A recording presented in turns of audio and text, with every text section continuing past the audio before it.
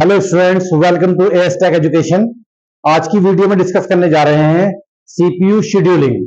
Students, this is very very important concept of operating system.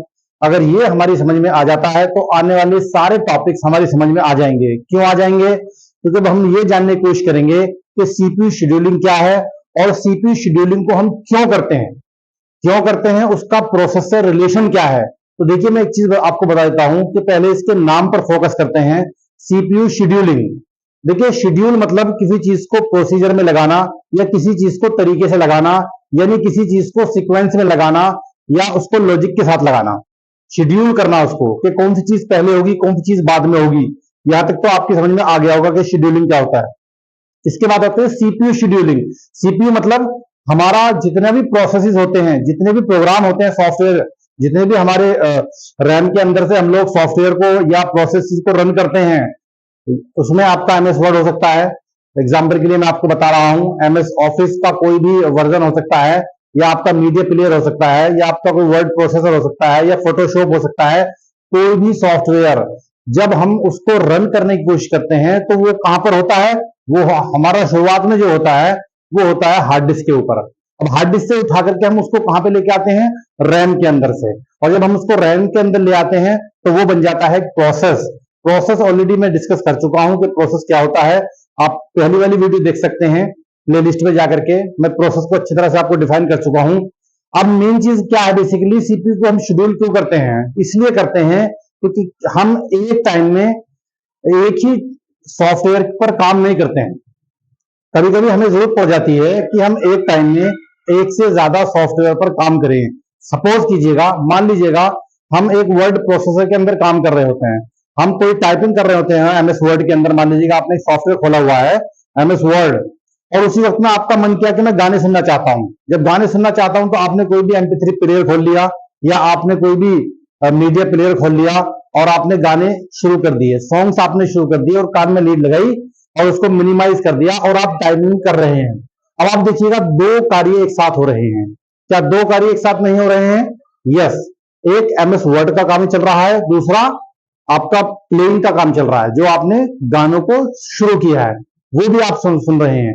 यानी दो processes एक साथ काम कर रहे हैं साइमल्टेनियसली या कंकरेंटली। अब हमें ये जान लें कि ये काम कैसे कर रहे हैं। काम करने के लिए हमारा सीपीयू एक टाइम में, ध्यान रखिएगा, सीपीयू हमारा एक टाइम में एक ही प्रोसेस को रन करता है। लेकिन अब सीपीयू दोनों प्रोसेस को रन कैसे कर रहा है? तो ये जो हमारा सीपीयू दोनों प्रोसेस को रन कर रहा है, ये करता है सीपीयू शेड्यूलिंग की मदद से। हम उसको ऐसे शेड्यूल करते हैं ताकि वो कंकरेंटली दोनों प्रोसेस को एक ही साथ में काम कर सके। हमको ऐसा लगता है कि एक ही साथ कर रहा है, लेकिन एक साथ कर नहीं रहा होता है। वो इंटरनली चेंजेबल स्टेट उसकी होती रहती है। सीपीयू कभी स्विच करता है आपका मीडिया प्लेयर पर, कभी स्विच करता है आपका एमएस वर्ड पर। इतना फास्ट स्विचिंग होती है कि हमको ऐसा लगता है कि दोनों कार्य कंकरेंटली हो रहे हैं और एक साथ हो रहे हैं।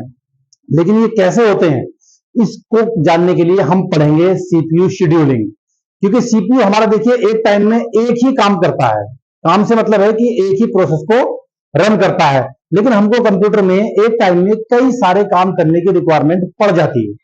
जैसे मान लीजिएगा, मैंने भी आपको एग्जांपल दिया, मीडिया प्लेयर में हम सॉन्ग सुन रहे हैं, दूसरा हम एमएस वर्ड में टाइपिंग कर रहे हैं, तीसरा मान लीजिएगा उसी टाइम पर हमने कोई फाइल को डाउनलोडिंग पर लगा दिया। एक तरह से स्टूडेंट्स इसको हम बोलते हैं मल्टी प्रोग्रामिंग। यानी एक ही टाइम पर कई तरह की प्रोग्रामिंग पर हम काम कर रहे हैं या कई तरह के सॉफ्टवेयर पर हम काम कर रहे हैं। और तीनों, चारों, पांचों, कितने भी सॉफ्टवेयर पर आप काम करें, सीपीयू आपको ये एहसास ही नहीं होने देगा कि कौन सा पहले रन हो रहा है, कौन सा बाद में रन हो रहा है। आपको लगेगा कि एक साथ ही सीपीयू हमारा कार्य कर रहा है। अब ये शेड्यूल कैसे होता है, उसको आज हम पढ़ेंगे कि शेड्यूल क्या होता है। हम सीपीयू शेड्यूलिंग की रिक्वायरमेंट हमको क्यों है? इसलिए है ताकि हम सीपीयू को आइडल ना रहने दें, हम मैक्सिमम रिसोर्सेज का यूज करें, हम सीपीयू का मैक्सिमम ज्यादा से ज्यादा यूज करें। उसके लिए हमको सीपीयू को शेड्यूल करना पड़ता है। और शेड्यूल करने के लिए हमारे पास में स्टूडेंट्स कुछ एल्गोरिदम्स होती हैं, कुछ हमारे पास में तरीके होते हैं, हमारे पास में वेज होते हैं। उनको हम समझेंगे धीरे धीरे कि कौन सी एल्गोरिदम्स हैं जिनका यूज करके हम प्रोसेसेस को सीक्वेंस में लगाते हैं, या हम कैसे सीपीयू को दो प्रोसेस के बीच में स्विच करा देते हैं। फिर उसके बाद में हमारे वर्क के अंदर, हमारे काम के अंदर कोई रुकावट पैदा नहीं होती है। तो मेन चीज मैं सीपीयू शेड्यूलिंग की बात कर रहा हूं। सीपीयू शेड्यूलिंग को आप समझ लीजिएगा। सीपीयू शेड्यूलिंग का मेन मकसद क्या है, मेन टारगेट क्या है, मेन फायदा क्या है उसका। देखिए सीपीयू शेड्यूलिंग को मेन फायदा उसका यह है मैक्सिमम सीपीयू यूटिलाइजेशन। पहला टारगेट इसका है शेड्यूल करने का कि मैक्सिमम सीपीयू यूटिलाइजेशन होना चाहिए, सीपीयू को आइडल नहीं रहने देना है। अगर एक ही प्रोसेस आया और एक प्रोसेस को उसने रन कर दिया और उसमें बाहर निकल गया तो सीपीयू हमारा आइडल बैठ गया, और हमें सीपीयू को आइडल नहीं रहने देना है। इससे क्या होता है, उसके रिस्पॉन्स टाइम पे फर्क पड़ता है, सिस्टम की परफॉर्मेंस पे फर्क पड़ता है। तो पहला टारगेट है मैक्सिमाइज द सीपीयू यूटिलाइजेशन। दूसरा मकसद क्या है, minimum response and waiting time of the process. हमें क्या करना है, प्रोसेस का जो टाइम है, वेटिंग टाइम और रिस्पॉन्स टाइम, उसको मिनिमम करना है ताकि हमारा जो वर्क है एफिशिएंटली फास्ट हो सके, हमको ज्यादा डिले ना करना पड़े, हमको ज्यादा वेट ना करना पड़े।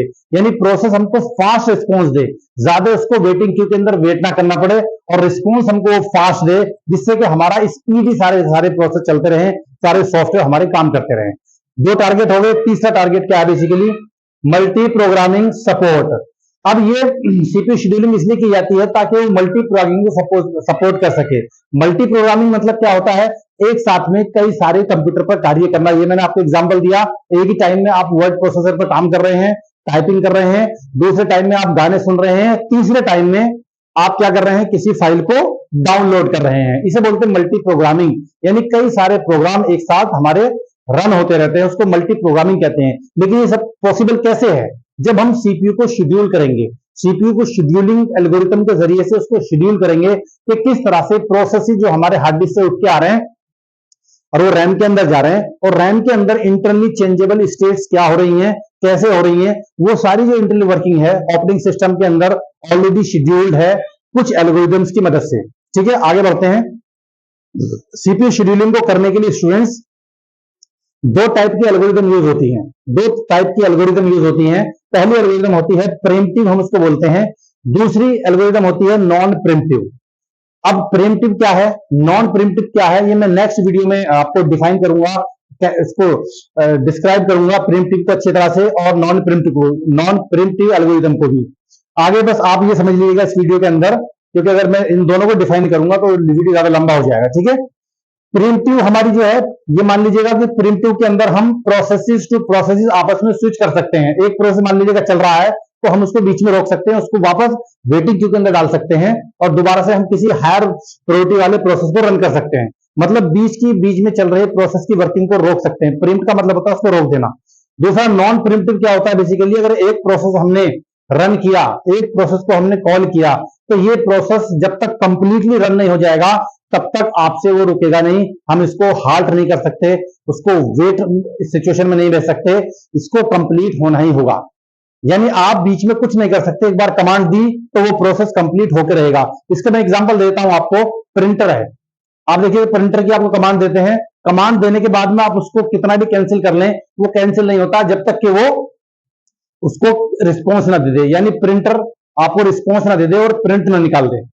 आपने अगर एक बार कमांड दी तो प्रिंटर की पूरी कमांड वो चलेगी, बीच में आप उस प्रोसेस को नहीं रोक सकते जिस प्रोसेस के जरिए से आप प्रिंट निकाल रहे हैं। फिलहाल मैं आपको ये समझा रहा हूं।